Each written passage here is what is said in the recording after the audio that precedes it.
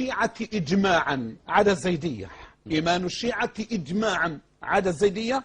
على أن الرعد إذا ظهر في السماء بخلاف البرق، بمعنى أن الرعد صوته، شوف أنا بقولها إيه، صوته، يعني يقول لك ساعتها علي بيلقي السلام، الرعد ده صوت علي، صوت علي، مش الصوت بالسين، لا بالصاد، هو صوت علي. لذلك إذا مر شيعي في العراق أو في مصر أو في أي بلدة من التي بها شيعة وسمع صوت رعد يقول عليك السلام يا أمير المؤمنين، ما هو عنده رعد علي بيتكلم بيقول له السلام عليكم، بحييه هو بس. ولذلك فإن الشيعة إجماعا عدا الزيدية إذا مشوا في مكان وسمعوا صوت رعد وعليك السلام يا أمير المؤمنين. أما إذا سمعوا صوت البرق، البرق هو صوته، ده الكرباج بقى، البرق اللي بيجيب نار وتعمل، يقول لك هو الآن يجلد معاوية، هو الآن يجلد أبا بكر، والآن يجلد عمر، والآن يجلد عثمان، ويقول زد يا أمير المؤمنين، زد يا أمير المؤمنين. ولذلك ده عوامهم ومثقفوهم عوامهم وسادتهم وأئمتهم وكبارهم اتفاقا.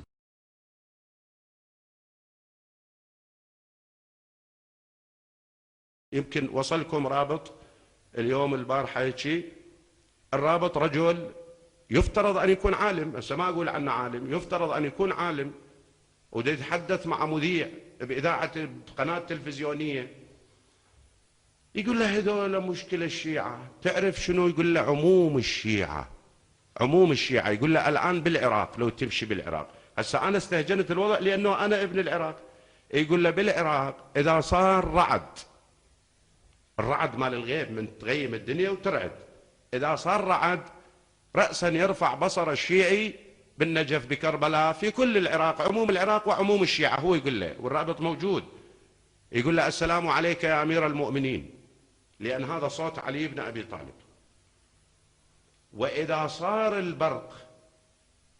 يقول له يرفع صوته خايف، يرفع وجهه، يقول له ليش خايف؟ هذا المذيع يسأله، يقول له لأن عندهم البرق هذا صوت علي، مو صوت، صوت علي، وهو يجلد أبي بكر ويجلد عائشة ويجلد عمر، فيقولوا له اجلد يا أمير المؤمنين. ما تستحي، بتخجل، انت وين تحكي مع ناس بالقارة القطبية، تحكي مع ناس متخلفين، واحنا عايشين بالعراق وعايشين بالكويت وعايشين في دول الخليج وعايشين في مركز التشيع ومهد التشيع، ما سمعنا هذا، ما فرد يوم من الأيام صار رعد وقلنا سلام الله عليك يا أمير المؤمنين لو صوت علي يجلد عائشة ويجلد هذه.